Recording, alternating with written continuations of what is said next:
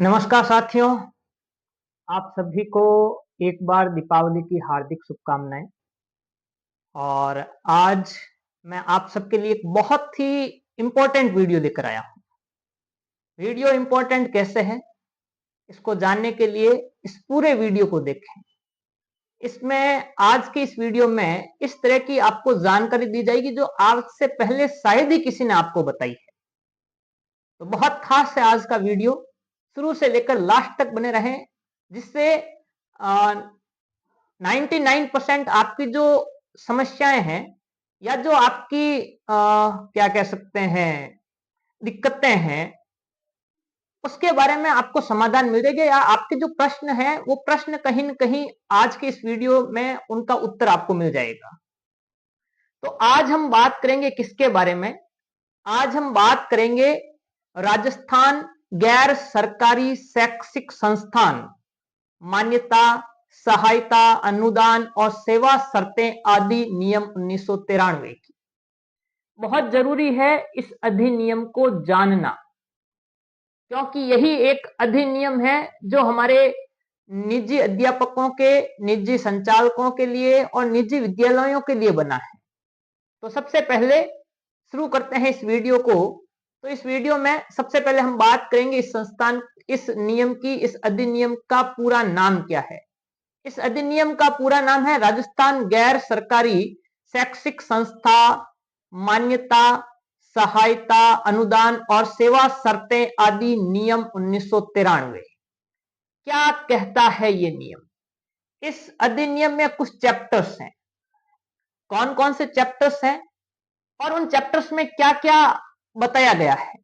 जो इसका पहला चैप्टर है वो है इसका नाम, कि भाई इस अधिनियम को किस नाम से जाना जाएगा। तो इस अधिनियम को जाना जाएगा, उसमें चैप्टर नंबर 1 में लिखा है इसका संक्षिप्त नाम और प्रारंभ, कि इन नियमों का नाम राजस्थान गैर सरकारी शैक्षिक संस्था मान्यता, सहायता, अनुदान और सेवा शर्तें आदि नियम 1993 है और इनका प्रसार संपूर्ण राजस्थान राज्य में होगा। यानी ये जो अधिनियम बनाया गया है, ये अधिनियम पूरे राजस्थान में जितने भी गैर सरकारी शैक्षिक, यानी जिनको हम प्राइवेट स्कूल्स कह सकते हैं, निजी विद्यालय कह सकते हैं, उनके लिए ये बना है। 1993 में ये अधिनियम बना था। इसके बाद में इस अधिनियम में आपके आगे कुछ परिभाषाएं दे रखी है कि इस अधिनियम के अंदर जो शब्द काम में लिए गए हैं उन शब्दों का तात्पर्य क्या है। तो उसमें चाहे बोर्ड हो, चाहे सक्षम अधिकारी हो, चाहे प्रतिकारात्मक भत्ता हो या गैर, इसमें जो आपके लिए जरूरी जानने लायक जो चीजें हैं वो मैं आपको शॉर्ट में बता देता हूं। इसमें लिखा है गैर सरकारी शैक्षिक संस्थान। यानी गैर सरकारी शैक्षिक संस्थान का मतलब क्या है, गैर शैक्षिक संस्थान की परिभाषा इस अधिनियम ने क्या दी है। इस अधिनियम ने जो गैर सरकारी शैक्षिक संस्थान की परिभाषा दी है वो इस प्रकार से है, ध्यान से सुनिए, कि गैर सरकारी शैक्षिक संस्थान से ऐसा कोई महाविद्यालय, विद्यालय, प्रशिक्षण संस्थान या किसी भी नाम से अभिहित कोई भी अन्य संस्था अभिप्रेत है जो शिक्षा देने या राज्य अथवा केंद्रीय सरकार द्वारा मान्य कोई प्रमाण पत्र, डिग्री, डिप्लोमा या कोई शैक्षणिक विशिष्टता अभिप्राप्त करने के लिए छात्रों को तैयार करने या प्रशिक्षण देने के उद्देश्य से स्थापित की गई है और चलाई जाती हो, या जो राज्य में लोगों के शैक्षिक, सांस्कृतिक और शारीरिक विकास के लिए कार्य कर रही हो, और जो राज्य या केंद्रीय सरकार या किसी भी विश्वविद्यालय या स्थानीय प्राधिकरण या राज्य या केंद्रीय सरकार के स्वामित्व या नियंत्रण के अधीन के किसी अन्य प्राधिकरण के न तो स्वामित्वाधीन हो और ना ही उसके द्वारा प्रबंधित हो। तो ये रहेगा एक आपका गैर सरकारी शैक्षिक संस्थान की परिभाषा। उसके अलावा एक शब्द इसने दिया है मान्यता प्राप्त संस्था। तो मान्यता प्राप्त संस्था से क्या मतलब है कि मान्यता प्राप्त संस्था से किसी भी विश्वविद्यालय से संबंध अथवा बोर्ड, शिक्षा निदेशक या राज्य सरकार या शिक्षा निदेशक के द्वारा इस निमित्त प्राधिकृत किसी भी अधिकारी के द्वारा मान्य गैर सरकारी शैक्षिक संस्थान अभिप्रेत हैं जो मान्यता प्राप्त हैं। देखिए, उसके बाद में इस अधिनियम में बहुत सारी चीजें दे रखी है, लेकिन आज जो मैं बात करूंगा वो विशेष रूप से करूंगा टीचर्स के लिए। स्कूल संचालक साथियों के लिए अलग से वीडियो बनाया जाएगा। आज हम बात करेंगे केवल टीचर्स के लिए इस अधिनियम के तहत वो क्या जानकारी ले सकते हैं, क्योंकि बहुत सारे टीचर्स के बहुत सारे प्रश्न रहते हैं। सर, हमारी नियुक्ति कैसे होनी चाहिए, हमें छुट्टी कैसे मिलेगी, और हमारे लिए क्या नियम है, हम किस तरीके से काम कर सकते हैं, हमारा वेतन किस रूप में होना चाहिए। तो ये सारी चीजें इस अधिनियम में लिखी है। लेकिन समस्या क्या है? समस्या ये है कि हम में से किसी को भी इस अधिनियम के बारे में जानकारी नहीं है। बहुत सारे टीचर्स तो इस अधिनियम का नाम तक नहीं सुना उन्होंने आज तक। उन्हें 10-10, 15-15 साल हो गए शिक्षा के क्षेत्र में कार्य करते हुए, लेकिन उन्होंने कभी भी जो निजी विद्यालयों के लिए जो अधिनियम है उसका नाम तक उन्हें नहीं पता है। तो मेरा आप सबसे एक निवेदन रहेगा कि इस अधिनियम को अच्छे से पढ़ें और जो भी इसमें चीजें हैं उनको अच्छे से समझें। तो इसका जो चैप्टर नंबर 2 दे रखा है, चैप्टर नंबर 1 में इसमें जो काम आने वाली परिभाषाएं रहेगी, चैप्टर नंबर 2 में मान्यता, उसका इनकार किया जाना या मान्यता वापस लिया जाना, इससे संबंधित पूरी डिटेल दे रखी है कि भाई किसी भी निजी विद्यालय को मान्यता किस तरह से मिलेगी, कैसे उसको मान्यता से मना किया जा सकता है और कैसे उसकी मान्यता वापस ली जा सकती है। तो इसके ऊपर एक अलग से वीडियो मैं संचालक साथियों के लिए बना दूंगा। अभी हम बात करेंगे इसमें केवल टीचर्स के लिए जो काम आने वाली चीजें हैं। तो टीचर्स के लिए जो काम आने वाली चीजें हैं उसमें सबसे पहले हम बात करेंगे कि टीचर्स को जो आपके नियुक्ति है वो नियुक्ति किस तरीके से मिल सकती है। तो नियुक्ति से लेकर इसमें क्या क्या नियम बनाए गए हैं। तो इसका चैप्टर नंबर जो 5 है, चैप्टर नंबर 5 जो सेवा की सामान्य शर्तें हैं, वहां पर ये सारी की सारी चीजें दे रखी है कि भैया आपके विद्यालय के अंदर जो टीचर्स, जो कर्मचारी सेवा देंगे, उनके लिए क्या क्या अधिनियम होने चाहिए, क्या क्या नियम उनके लिए होने चाहिए, उनको नियुक्ति किस प्रकार से दी जानी चाहिए, उसके लिए क्या क्वालिफिकेशन होना चाहिए, उनका पेमेंट कैसे होना चाहिए, उन्हें छुट्टियां किस तरीके से मिलनी चाहिए, ये पूरा का पूरा राजस्थान गैर सरकारी शैक्षिक संस्थान अधिनियम 1993 के चैप्टर नंबर 5 में दे रखा है। तो बात करते हैं चैप्टर नंबर 5 की कि भाई चैप्टर नंबर 5 में क्या क्या दे रखा है। देखिए, चैप्टर नंबर 5 में ये दे रखा है कि सबसे पहले तो रिक्रूटमेंट कैसे होगी, भर्ती होगी कैसे।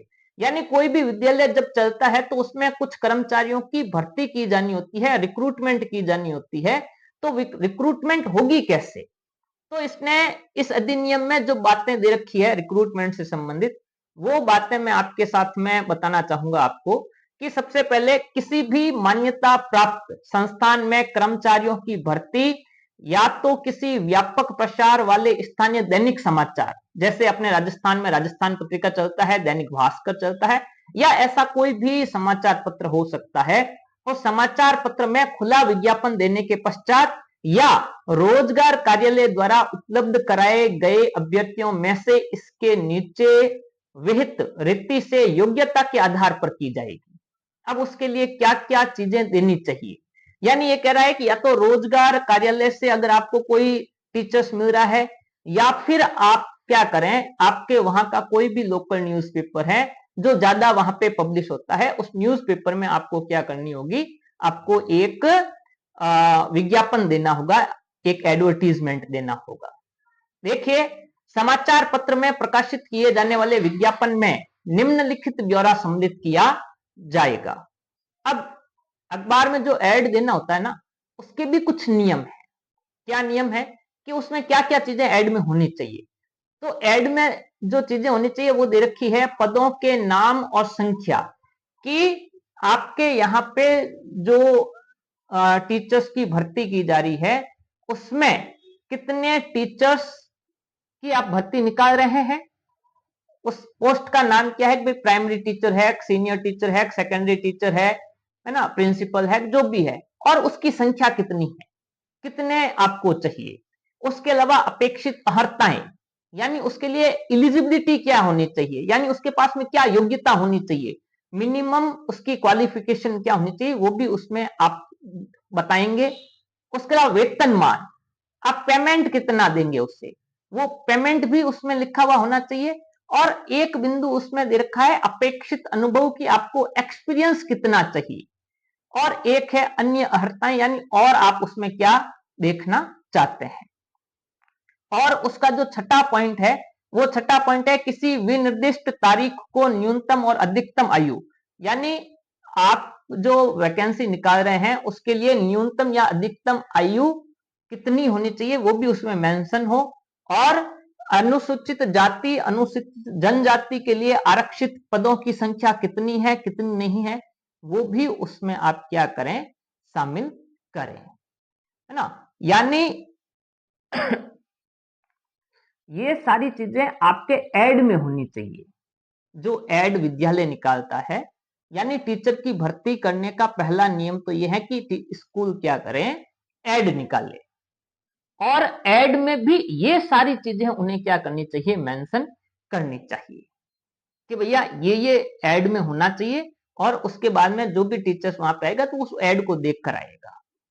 अब उसके अंदर और क्या क्या दे रखा है, उसमें जो आगे बिंदु दे रखे हैं वो बिंदु ये दे रखे हैं कि विज्ञापन के उत्तर में प्राप्त समस्त आवेदन, यानी आपने जो एडवर्टीजमेंट निकाला है उसके बाद में कितने आपके पास में आवेदक आए, कितने आवेदन आए, कितने लोगों ने वहां पर अप्लाई किया है, आवेदन प्रबंध समिति के सचिव द्वारा समीक्षित किए जाएंगे।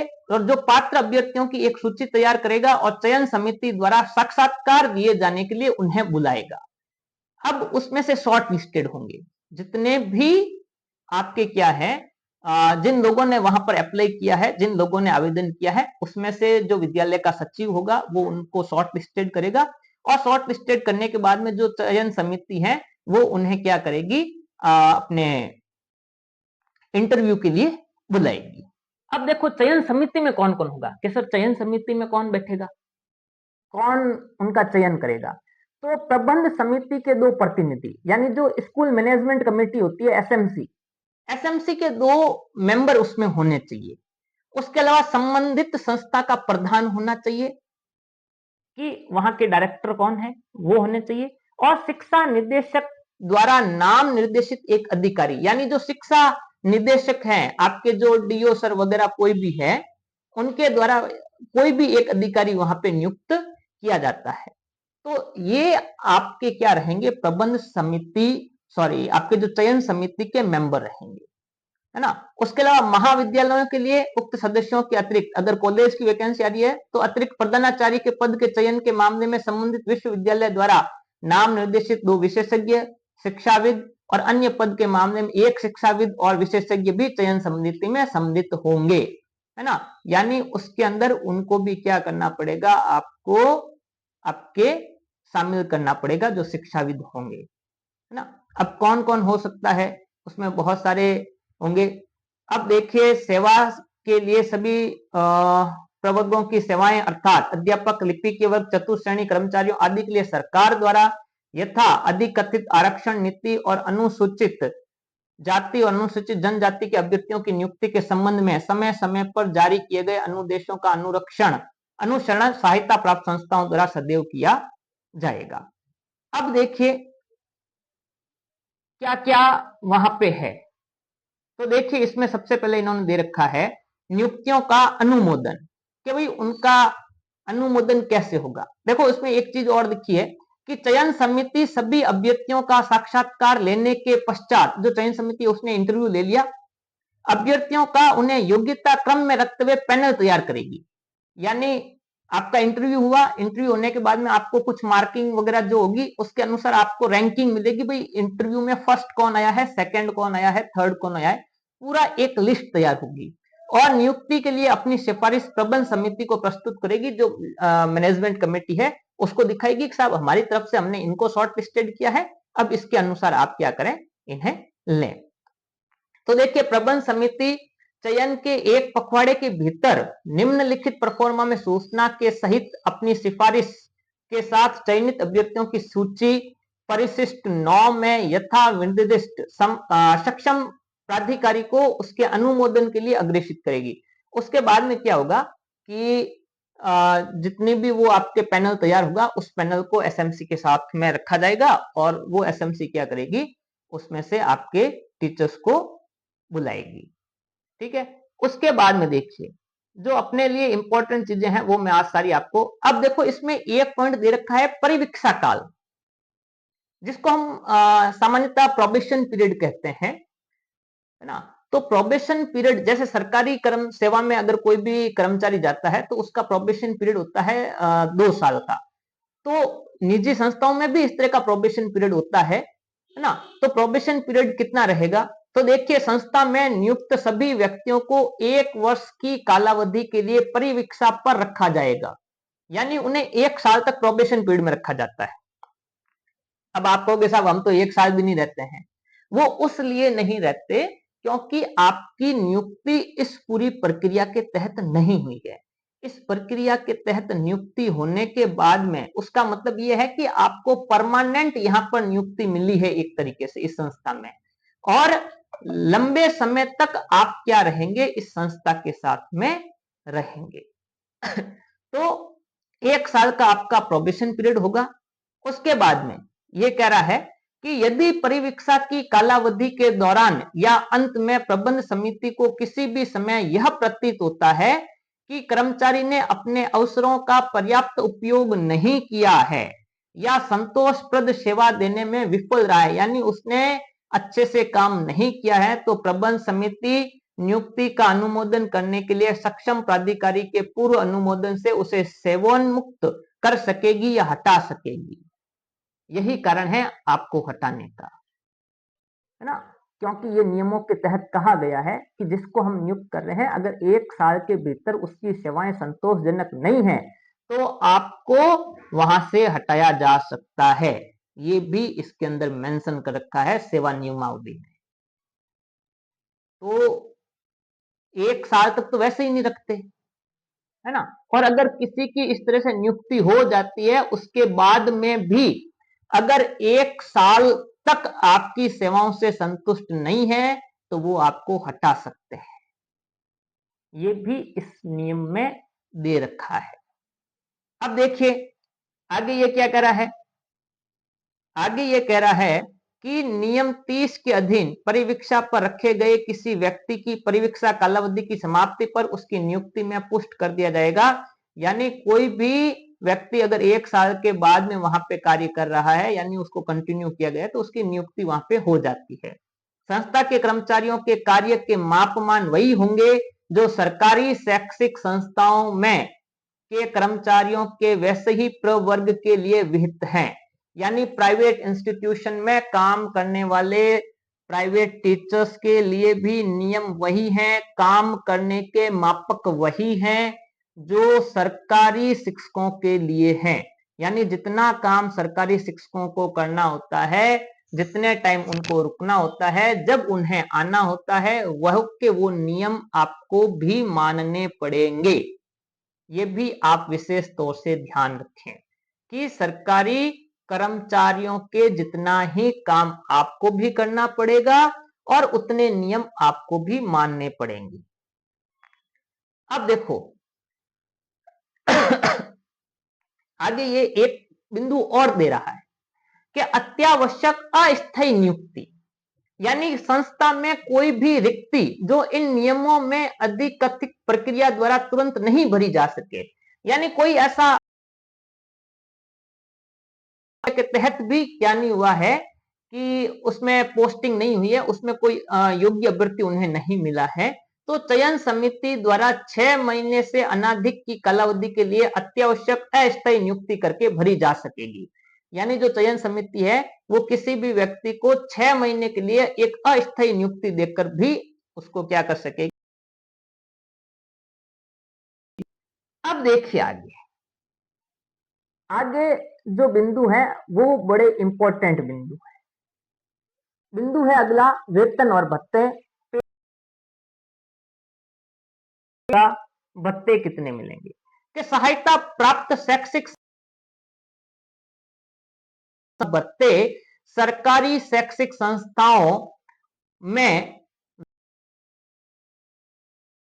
सरकार द्वारा निहित वेतनमान और भत्तों से कम नहीं होंगी। यानी जितना वेतन सरकारी आपको भी मिलना चाहिए, लेकिन कब मिलेगा? जब आपकी नियुक्ति इस तरीके से होगी।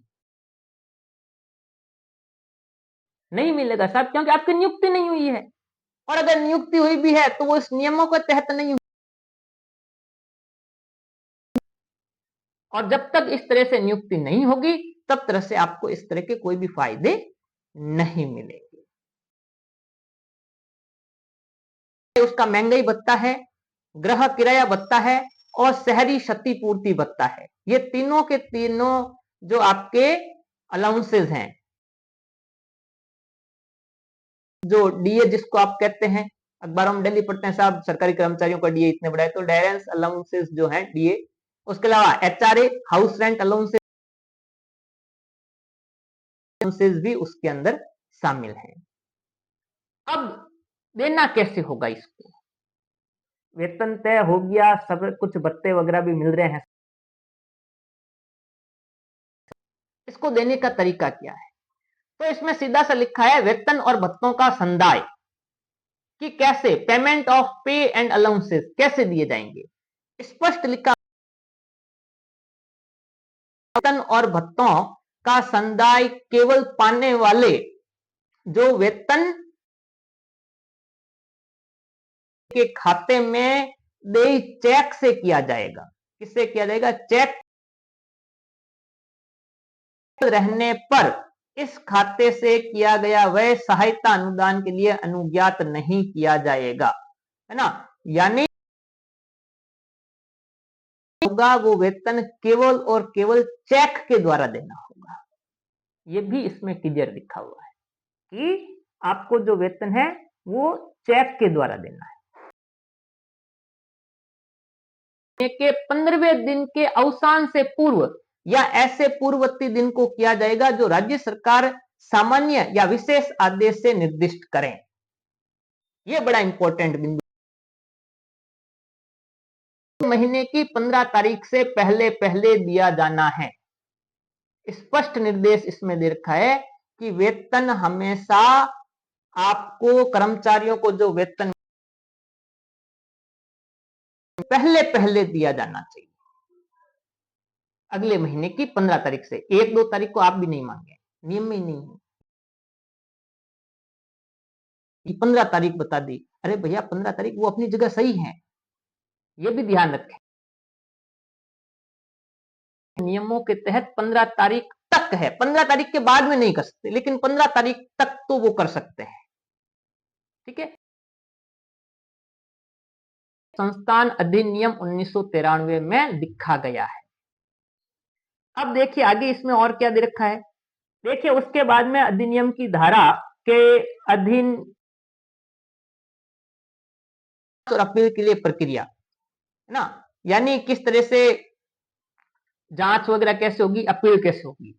देखिए जब किसी अधिनियम की धारा 32 की उपधारा 2 में यथा विनिर्दिष्ट जांच अधिकारी के ध्यान में यह आता है या लाया जाता है कि किसी कर्मचारी को संदेह कोई वेतन या अन्य देय सहायता प्राप्त संस्थान के प्रबंध द्वारा संदत नहीं किए गए हैं, तो जांच अधिकारी जो संस्था है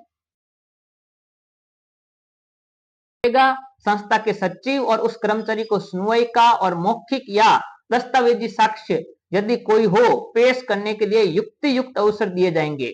उपयुक्त नीति से जांच पूर्ण कर लेने के पश्चात यदि जांच अधिकारी या अधिकथनों की शुद्धता के बारे में समाधान हो जाता है तो वह अधिनियम की धारा, यानी अगर आपका पेमेंट नहीं होता है तो जांच अधिकारी के समक्ष आप जाकर क्या कर सकते हैं, अपील कर सकते हैं। लेकिन अपील तभी सुनी जाएगी जब आपकी नियुक्ति होगी। मैं हमेशा इसीलिए आपको नियुक्ति लेने के लिए कहता हूं, जरूर लें, ज्वाइनिंग जरूर लें। नहीं लेते हैं साहब, जब भी जाएंगे बिना ज्वाइनिंग के बस मुंह उठा के चले गए, फिर कहेंगे साहब हमारे वहां पे वेतन अटक गया, ये हो गया वो हो गया। इसीलिए मैंने कहा आज सारी चीजें आपके साथ में क्लियर कर लिया हूं कि नियम में क्या लिखा हुआ है। नियमों की जानकारी होना बहुत जरूरी है। बहुत सारे रूल्स एंड रेगुलेशन बना रखे हैं सरकार ने, लेकिन हमें जानकारी नहीं है। तो जब नियुक्ति नहीं होगी, आप किस बेस पर जाएंगे किसी को कहने के लिए कि साहब हमारा वहां पे पेमेंट नहीं हुआ, वेतन रुक गया, है ना? तो सीधी लेनी है। अब देखो, एक बिंदु इसमें और दे रखा है, दीर्घावकाश वेतन, vacancy salary, sorry vacation salary कैसे मिलेगी, उसके बारे में भी इसमें नियम दे रखा है। यानी जो भी वेकेशन आ रहा है, बहुत सारे लोग कहते हैं ना, हमारे दीपावली की छुट्टियों का पेमेंट काट दिया, सर्दी की छुट्टियों का पेमेंट काट दिया, गर्मी की छुट्टियों का किसी को मिलता ही नहीं है। तो इसके क्या नियम है? देखिए, विहित प्रक्रिया का अनुसरण करने के पश्चात स्पष्ट रिक्ति पूर्व किसी गैर सरकारी विद्यालय या महाविद्यालय में अध्यापक के रूप में अस्थायी रूप से नियुक्त दीर्घावकाश वेतन अनुज्ञात किया जा सकेगा यदि कोई भी अन्य क्रम आहरित नहीं करता है। ठीक है, और यह भी ऐसा कर्मचारी आगामी सत्र के शुरू होने की तारीख से 1 महीने की और उस सत्र की 31 दिसंबर तक सेवा में बना रहे। अवकाश रिक्तियों के विरुद्ध 1 जनवरी जो ऐसी नियुक्तियों के लिए सक्षम नहीं है, नियुक्त किए गए सभी अस्थायी अध्यापकों को और 31 दिसंबर के पश्चात की सेवाएं सत्र के अंतिम कार्य दिवस को समाप्त कर दी जाएगी। क्या है ये, सैलरी मिलेगी या नहीं मिलेगी? ये कह रहा है, an employees temporarily appointed as teacher in a non before 31 December, यानी कोई भी कर्मचारी है जो टेम्परेरी अपॉइंट हुआ है टीचर के रूप में इन अ नॉन गवर्नमेंट स्कूल, जो कब, ऑन और बिफोर 31 दिसंबर, 31 दिसंबर से पहले अगर उसकी ज्वाइनिंग है, अगेंस्ट द क्लियर वैकेंसी, यानी जो वहां पे पोस्ट खाली है उस पोस्ट के लिए। ऐसा नहीं कि वो छुट्टी चला गया है, उसकी दूसरी जगह आपको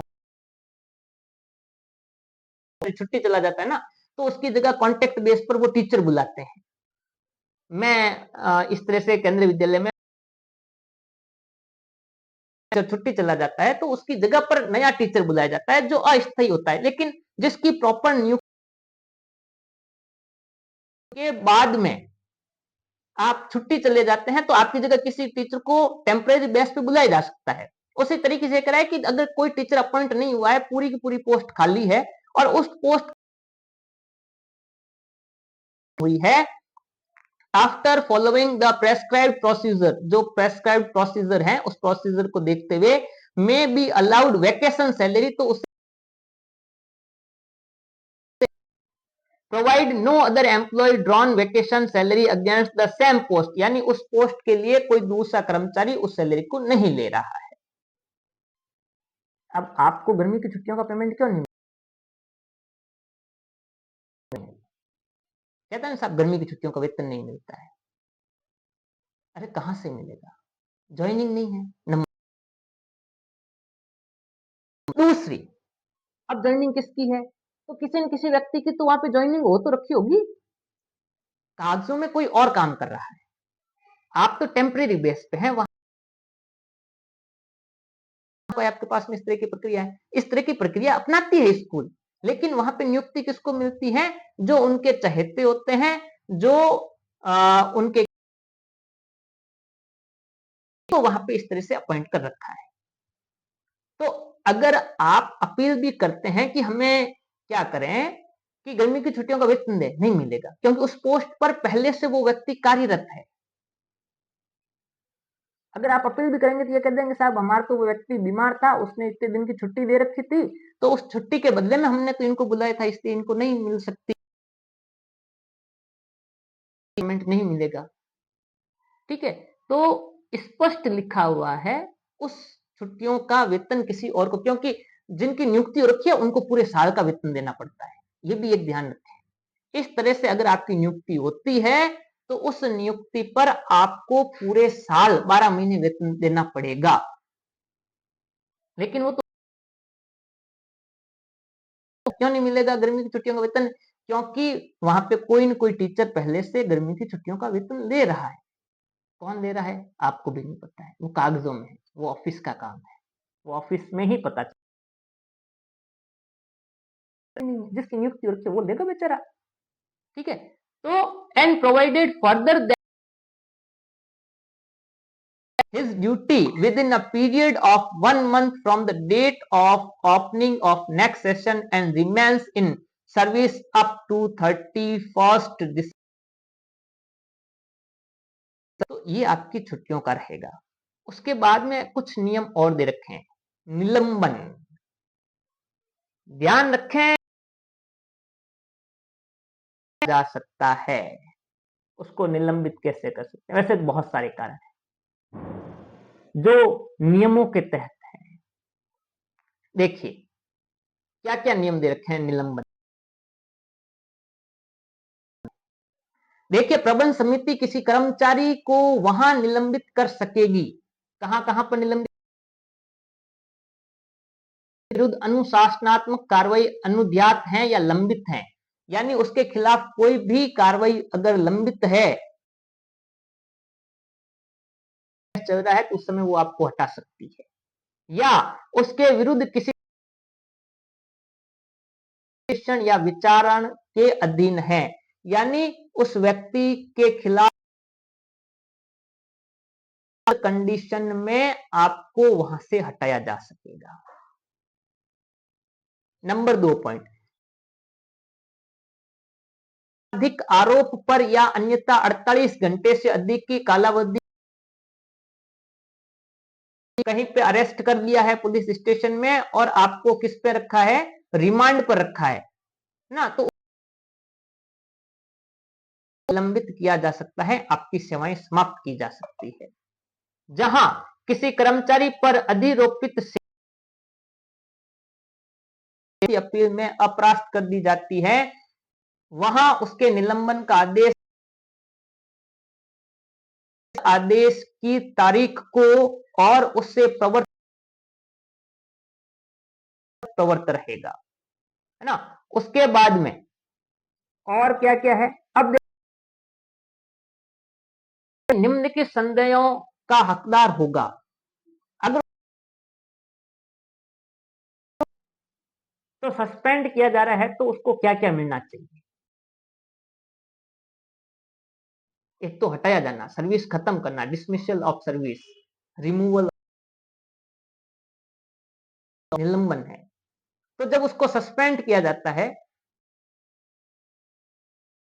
का निर्वाह भत्ता जो कर्मचारी आहरित करता है, यदि वह अर्ध वेतन अवकाश पर आधारित महंगाई भत्ता, ये सारी चीजें उसको वेतन आधा पेमेंट तो उसको भी देना पड़ेगा। यदि निलंबन की कालावधि 6 माह से अधिक हो जाती है, 6 महीने से ज्यादा समय तक अगर वो क्या रहता है, तो निर्वाह भत्ते की रकम प्रथम 6 महीने की कालावधि के दौरान अनुदेय निर्वाह भत्ते के 50% से अनाधिक की उपयुक्त रकम तक दी हुई रकम पर आधारित की जाएगी, यानी जो उसका वेतन है, जो आपका महंगाई भत्ता डीए वगैरह जो भी है वो, ठीक है। तो ये भी कुछ चीजें हैं कि आप सस्पेंशन के दौरान आपको क्या क्या सेवाएं मिलेगी। से हटाया या पदच्युत किया जाना, आपको कैसे?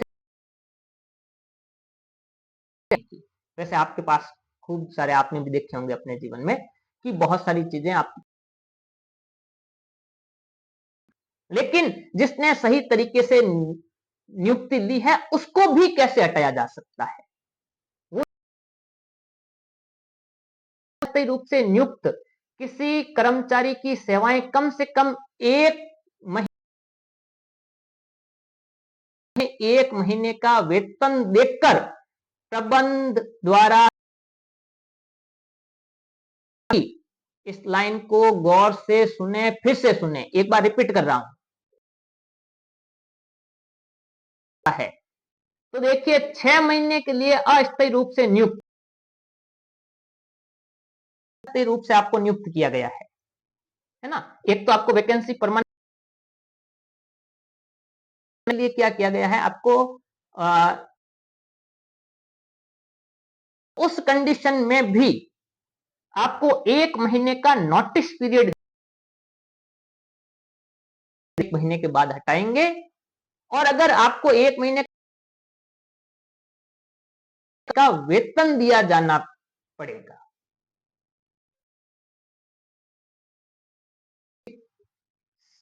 संस्थान अधिनियम। दूसरा, अस्थायी कर्मचारी जो त्याग पत्र देना चाहिए, अगर वो त्याग पत्र देना चाहिए, नहीं मैं तो छोड़ना चाहूंगा, नहीं रखे हैं कि हमें 1 महीने का नोटिस पीरियड नहीं दिया या 1 महीने का वेतन नहीं दिया, रखें कि जो त्याग पत्र देना चाहे भी प्रबंधन को कम से कम अगर संस्थान आपको 1 महीने का नोटिस देती है तो आप भी जब छोड़, पहले स्कूल को बताना पड़ेगा कि हम सर 1 महीने के बाद में नोटिस पीरियड नहीं देते हैं तो क्या होगा, या उसके बदले में 1 महीने का वेतन जमा करवा, केतन साहब हमारा पेमेंट रोक दिया, खा गए पेमेंट स्कूल वाले, ये है। आपने कभी नोटिस दिया किसी को? नहीं दिया ना। जब नोटिस नहीं दिया, जो करना है वो कर लो, नहीं होगा साहब, वो कह देंगे नियम नियम, क्योंकि अस्थायी नियुक्ति है, क्योंकि स्थायी नियुक्ति तो आपको मिली नहीं है। देखो फर्क वहां पे करवाई जा रही है, एक ज्वाइनिंग स्थायी जो उनके सगे संबंधियों की कागजों में चल रही है, वहां तो आप पहुंच ही नहीं पा रहे हैं, आपको अस्थायी नियुक्ति मिल रही है, को निकाला जा रहा है तो आप, और या आप छोड़ रहे हैं, दोनों 1 महीने का नोटिस पीरियड नहीं दे रहे हैं और मुंह उठा के अपन छोड़ के चले आते हैं, फिर कहते हैं कि साहब नहीं, महीने का वेतन आपका रोक सकता है, ये उसका अधिकार है और ये नियम है। तो आने से पहले 1 महीने का नोटिस पीरियड आप भी जरूर दें। बहुत जरूरी चीजें बता रहा हूं आज मैं आपको। और दूसरा अकॉर्डिंग, दूसरा ये कह रहा है उपनियम 1 में अधीनता, अकुशलता, कर्तव्य की अपेक्षा ऐसे आधार पर जो कर्मचारी को सेवा में और रखने के लिए अनुपयुक्त बनाता हो, सेवा से अगर स्कूल को ये लगता है कि वो संतुष्ट नहीं है या आपने कुछ ऐसा व्यवहार किया है जो उसके लिए ठीक, वो आपको क्या कर सकता है, आपको वहां से हटा सकता है।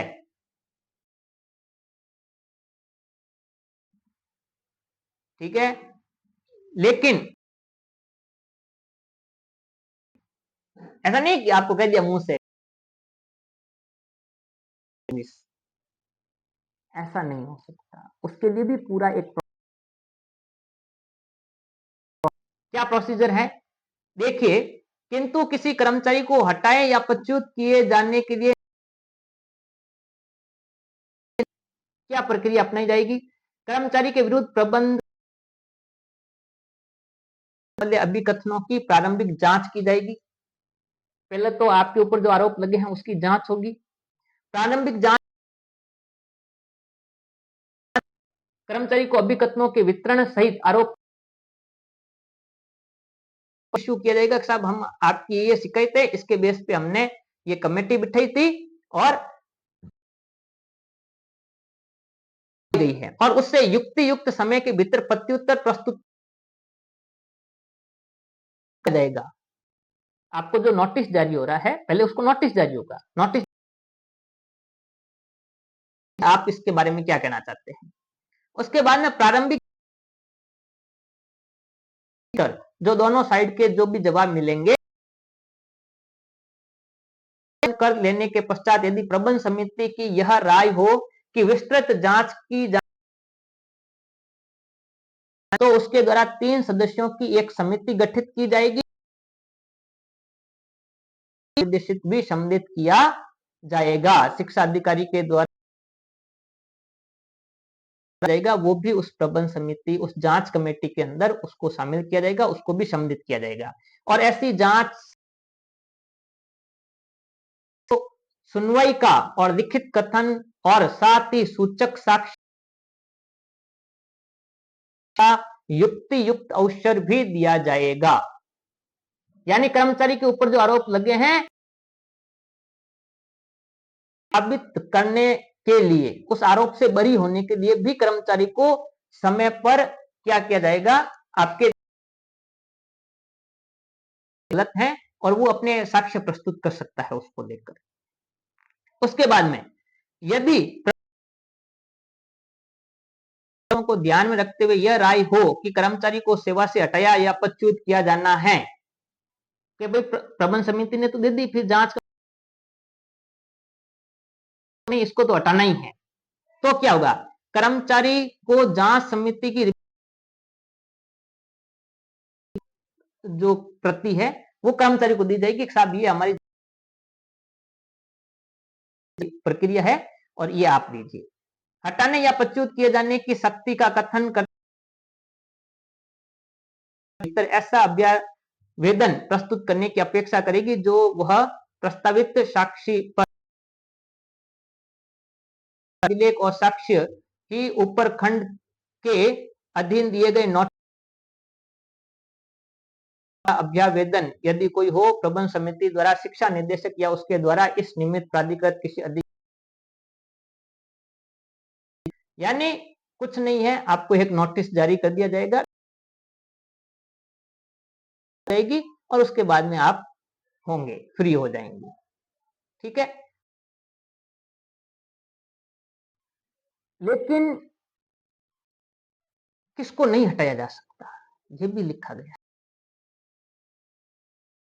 किस पर लागू नहीं होंगे, किस पर लागू नहीं होंगे, ऐसे किसी कर्मचारी को जो आपराधिक आरोप पर उसकी दोष सिद्धि में परिणित होता, या जहां उस कर्मचारी को नहीं हो वहां कार्रवाई करने से पूर्व शिक्षा निदेशक की लिखित सहमति प्राप्त कर ली गई हो, या जहां प्रबंध समिति की वह यह हित पर प्रतिकूल प्रभाव डाले बिना चालू नहीं रखी जा सकती, वहां ऐसे कर्मचारी की सेवाएं 6 महीने का नोटिस या उसके बदले में की सहमति लिखित में प्राप्त कर ली जाती है। ठीक है, उसके बाद में भी आप अपील कर सकते हैं, 90 दिनों के भीतर भीतर आपकी जो आपको जो हटाया गया है वो गलत है, तो उसके लिए 90 दिनों का समय रहता है जिसमें आप राज्य सरकार से आप क्या, उसके बाद में भी अगर 90 दिनों में आपकी जो वो मान ली जाती है तो फिर से वहां पे ज्वाइनिंग मिल सकती है, जिसे पुनः स्थापन यहाँ पे कहा गया है, उसके बारे में भी यहाँ पे है ना। इस बुक का और लिखा है सेवा पुस्तिका, प्रत्येक कर्मचारी के लिए नियुक्ति की संस्था के सचिव द्वारा संधारित किया जाएगा, ये भी संस्था का सचिव करेगा, आपकी एक दूसरी प्रति मांग पर संबंधित कर्मचारी को उपलब्ध करवाई जाएगी, उसको भी, ये सर्विस बुक से रिलेटेड है ना। उसके बाद में अधिवार्षिकी की आयु, यानी कितने साल तक उसको वहां पे जो सरकार कहती है उतने समय तक वहां पे उसको रखा जाएगा। उसके बाद इंपॉर्टेंट सूचना आपके लिए रहेगी छुट्टी की स्वीकार्यता। बहुत इश्यू रहता है, सर छुट्टी नहीं देते, इसको पैसा काट देते हैं। छुट्टियों का पैसा कैसे कैसे काटा जाता है? संडे को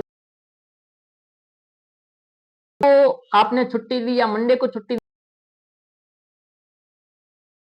छुट्टी के साथ में छुट्टी नहीं देंगे सर, कल और परसों छुट्टी है तो आज छुट्टी नहीं देंगे आपको, या अगले दिन। नियम क्या है?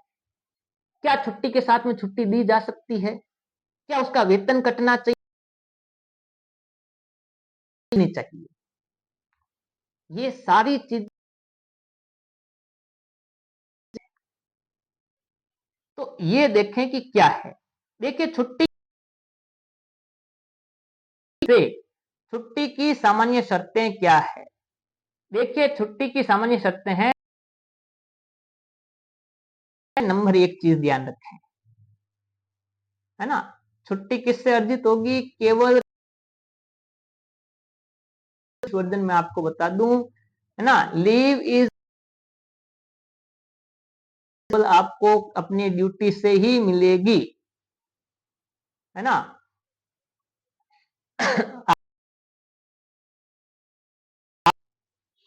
नंबर दो, कोई कर्मचारी जिसे सेवा से पदच्युत कर दिया या हटा दिया किया जाता है, छुट्टी के लिए अपनी पूर्ववर्ती सेवा को गिनाने का हकदार है। गिना सकता है, अगर उसके ऊपर कोई केस लगा था, उसे हटाया था, सस्पेंड किया गया था और फिर उसको वापस लगा दिया, तो वो पहले वाली सेवा के आधार पर ले सकता है। अधिकार के रूप में नहीं किया जा सकता, ध्यान रखें। बहुत लोग कहते हैं ना छुट्टी हमारा अधिकार है, छुट्टी आपका अधिकार नहीं, ये भी ध्यान रखें। नहीं है, अवकाश मंजूर करने के लिए सशक्त प्राधिकारी के समय छुट्टी से इनकार करने या उसको प्रतिशत करने का जो सक्षम अधिकारी है वो आपकी छुट्टी कैंसिल कर सकता है, इसका भी ध्यान रखें। नहीं है। देखिए उसके अलावा किसी कर्मचारी को मंजूरी प्राधिकारी के विकल्प पर परिवर्तित नहीं की जा सकती। छुट्टी सामान्यतः का अंतरण किया जाता है और उस दिन के पूर्ववर्ती दिन को समाप्त होती है, जिसको प्रभार पुनः किस दिन से मानी जाएगी? छुट्टी मानी जाएगी जब आपका जो काम है, जब देखो आप जब सरकारी काम होते हैं, तो जब आप छुट्टी जाते हैं तो आपको क्या करना पड़ता है? अपना काम, है ना, कि भैया जब तक मैं नहीं रहूंगा है, उसमें जो काम है वो इस काम के तहत वो देखेंगे। पहले जब उससे आप क्या करते हैं? अपना प्रभार वापस देते। देखिए छुट्टी पर जाने वाले प्रत्येक कर्मचारी को छुट्टी के लिए उसके आवेदन पर वह पता लिखना, यानी आप छुट्टी जा रहे हैं ना, लोग कहते हैं, मैंने हजारों ऐसे कॉल मैसेज देखे हैं, लोग हमें पीछे से फोन करते हैं छुट्टी के बाद। नहीं, एक चीज और ध्यान रखें, छुट्टी के बाद में आपको पते पर क्या की जा सके? आपसे एक संपर्क किया जा सके, या पते वाला लिख रखा है इन्होंने, लेकिन जो मोबाइल है तो उस मोबाइल नंबर को आपको है और वो आपसे बात कर सकता है। ये नहीं है कि मैं छुट्टी चला गया अब मैं जवाब नहीं दूंगा, स्कूल की छुट्टी होने के बाद में थोड़ी। नहीं साहब, नियम यही कहता है, ध्यान। स्वतंत्र नहीं है छुट्टी के लिए। है छुट्टी पर का कोई कर्मचारी पूर्व मंजूरी प्राप्त किए बिना लेखाकार, सलाहकार, विधिक या चिकित्सा व्यवसायी के रूप में प्राइवेट वृत्तिक व्यवसाय के स्थापना,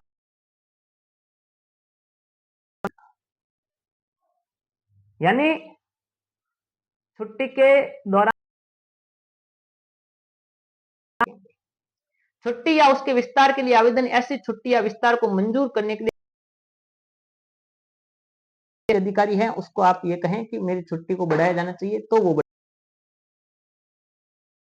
परिचारक के द्वारा किया गया प्रमाण पत्र संबंधित कर्मचारी को छुट्टी है। प्रमाण पत्र छुट्टी मंजूर करने के लिए सक्षम प्राधिकारी को अग्रेषित किया जाना चाहिए ना चाहिए। यानी आप छुट्टी पर चले गए हैं, आप कंटिन्यू छुट्टी चाहिए, एप्लीकेशन देनी पड़ेगी और एप्लीकेशन आपका जो करता है या नहीं करता है इस पर भी निर्भर करता है। आपको क्या करनी पड़ेगी, इंतजार करना पड़ेगा जब वो आदेश जारी करेगा उसके हो सकते हैं। ठीक है, उसके अलावा आप मेडिकल लीव लेते हैं चिकित्सा प्रमाण पत्र के आधार पर तो आपको एक मेडिकल करना पड़ेगा। उसके अलावा छुट्टी मंजूर करने के लिए सक्षम प्राधिकारी स्व विवेक से प्रदान जो सीएमओ है ना, से द्वितीय चिकित्सीय राय प्राप्त कर सकेगा। जो रुग्ण छुट्टी की अवधि की आवश्यकता दोनों के बारे में राय व्यक्त, और इसमें देखो और कब आपकी छुट्टी मंजूर नहीं होगी वो देखिए, ऐसे मामलों में जहां छुट्टी के सभी आवेदन, जहां प्राधिकारी को यह विनिश्चित करने में कि किस पर विचार करना चाहिए, कर्मचारी जिसे तस्मय को देय अवकाश की मात्रा, प्रत्येक कर्मचारी के द्वारा छुट्टी से अंतिम बार लौटने पश्चात सेवा की मात्रा, कि किसी भी ऐसे आवेदक को पूर्व में छुट्टी से इनकार किया गया है, ऐसे कर्मचारी को छुट्टी मंजूर नहीं, सामान्य अक्षमता के लिए तुरंत सेवा से पदच्युत किया जाना या हटाया जाना है। कोई तब तक कर्तव्य पर नहीं लौट सकेगा जब तक वह प्राधिकृत चिकित्सा प्रस्तुत नहीं कर देता, ठीक होने का वापस उसको लेटर नहीं मिल जाता है। कोई कर्मचारी प्राधिकारी के द्वारा मंजूर कर दिए जाने से जानबूझकर ड्यूटी से अनुपस्थित रहा हुआ माना जाएगा तथा सेवा की जब्ती को अन्वेषित करते हुए सेवा में तब तक विच्छिन्नता माना जाएगा कारण प्रस्तुत कर दिए जाने पर उस अनुपस्थिति को प्राधिकारी द्वारा विनियमित या असाधारण छुट्टी की समाप्ति के पश्चात जानबूझकर ड्यूटी से के लिए दायी बना देती है। ध्यान रखें, अधिकारी है वो देगा तभी ले सकते हैं तो आपके खिलाफ कार्रवाई की जा सकती है। हाँ, अगला बिंदु बड़ा ध्यान रखें इस बिंदु को, बाकी तो ठीक है कि भाई हम बिना परमिशन के छुट्टी नहीं देते, लेकिन अगला बिंदु कहता है कि किसी भी प्रकार की छुट्टी किसी भी अन्य मंजूर की जा सकेगी, यानी छुट्टी से आगे छुट्टी है, छुट्टी से पहले छुट्टी है और उसके साथ में आपको छुट्टी मना नहीं कर सकते, छुट्टी के साथ में छुट्टी नहीं देंगे ये नहीं कह सकते। प्रत्येक प्रकार की छुट्टी के लिए प्रत्येक कर्मचारी का अद्यतन छुट्टी लेख की बात है, ये भी उसके अंदर लिखा जाता है। ये पूरी की पूरी उसके अंदर आप सर्विस बुक है उसमें मेंटेन करके रखा जाएगा। लेकिन छुट्टी के साथ में छुट्टी कंटिन्यू की जा सकती है। रियायती छुट्टी, अब देखो स्टडी करेंगे इस पूरे स्टडी मटेरियल को, इस पूरे अधिनियम को, तो आपको बहुत सारी जो दूसरे हमारे कर्मचारी हैं टीचिंग स्टाफ के अलावा गैर अध्यापन स्टाफ के सदस्य चाहे इस 30 दिन की रियायती छुट्टी के हकदार ना, यानी 300 दिन तक के कुल संचयन के अध्याय दिन रहते हुए प्रतिवर्ष 15 दिन की रियायती 1 जुलाई को कर्मचारी के छुट्टी लेखे में जमा की जाएगी। दिन की छुट्टियां तो 1 जनवरी से 30 जून और अगली 15 दिसंबर की। अब देखो दूसरा ये क्या कहता है, स्टाफ, टीचिंग स्टाफ के लिए छुट्टियां क्या रही, ये बड़ा इंपॉर्टेंट है क्योंकि मोस्ट स्टाफ के लिए कितनी छुट्टियां होनी चाहिए, तो ये है देखिए स्टाफ एक कैलेंडर वर्ष में 15 दिन की रियायती छुट्टी का हकदार होता है, कैजुअल लीव जिसको अपन कहते हैं, सीएल जिसको कहते हैं। एक बार इसका इंग्लिश वर्जन क्या कहता है, privilege leave is not sorry the teaching staff in school and college shall be entitled to 15 calendar year. The leave account shall be credited within expiry of every calendar year. The unavailed credited shall subject to maximum 300 days be qualified to carry forward in the इसका Hindi version में आपको बता देता हूं कि जो छुट्टियां ली जाती है आपको 15 दिन की छुट्टी अधिकतम मिलेगी है, ये ज्यादा से ज्यादा आप कितनी इकट्ठी कर सकते हैं। देखिए उसके अलावा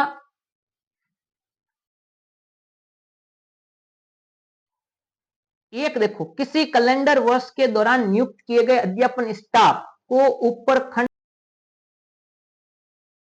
जो ऊपर वाली 300 दिन वाला और 15 दिन वाला मैं बता रहा हूं 8:7 के अनुपात में यानी 1:1/4 दिन की दर से रियायती दे सकते हैं। 12 महीने होते हैं तो 12 महीने का मतलब हो गया आपको सवा छुट्टी मिलेगी। ठीक है, ऐसे किसी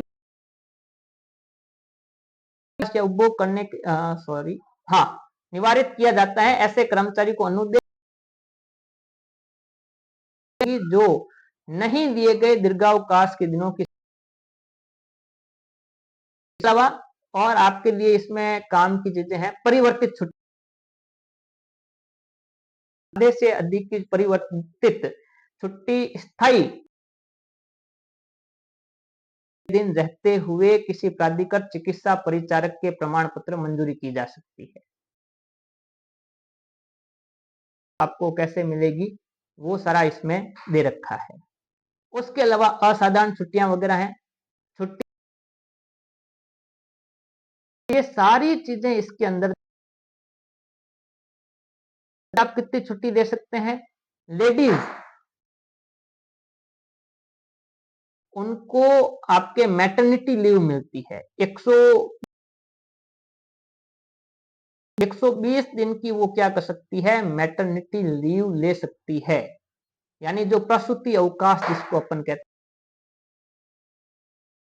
ठीक है, स्टडी लीव आप ले सकते हैं, ठीक है, 1 साल के लिए 2 साल के लिए 3 महीने के लिए है ना, ये अलग अलग ये है, इससे संबंधित आपको सारी चीजें क्लियर हो गई है। आपकी सेवा हुई है, आपको नियुक्त, उसके अलावा बाकी भी इस को भी इस अधिनियम की प्रति चाहिए। वो मेरा जो मोबाइल नंबर है, व्हाट्सएप नंबर है 80585869, मैं आपको इस अधिनियम की प्रति उपलब्ध करवा दूंगा। थे कि सर हमें नियुक्ति कैसे मिलेगी, कैसे हमें हटाया जा सकेगा, वेतन हमें कैसे मिलेगा, कितना मिलेगा, ये सारी चीजें इस अधिनियम में सभी टीचर्स से, जितने भी प्राइवेट टीचर्स हैं उनसे, गैर शैक्षिक शैक्षणिक संस्थान, गैर सरकारी शैक्षणिक का विस्तार से अध्ययन करें, कार्य करें, ताकि आपको सारी चीजें क्लियर हो सके। वैसे बहुत सारी चीजें जो मेन इंपॉर्टेंट चीजें थी वो मैंने आपको बता दी है। उसके अलावा भी अगर कुछ बिंदु होते हैं और अगर आपको कहीं पे कोई चीज समझ में नहीं आती है तो आप मुझसे पूछ। तो आशा करता हूं आज का फायदेमंद होगा, आपको बहुत सारी चीजें समझने में मदद करेगा। इसी तरह की जुड़े रहें, और अगर आपको लगता है कि किसी तरह की आपको सहायता चाहिए, आप निसंकोच डिस्कस में डिटेल कर सकते हैं। बहुत बहुत धन्यवाद। और एक चीज और, ये इस वीडियो को, ताकि वो भी अपने अधिकारों को जान सकें, अपने बारे में सारी। धन्यवाद। दीपावली की एक बार आप सभी को बहुत बहुत शुभकामनाएं। जय हिंद।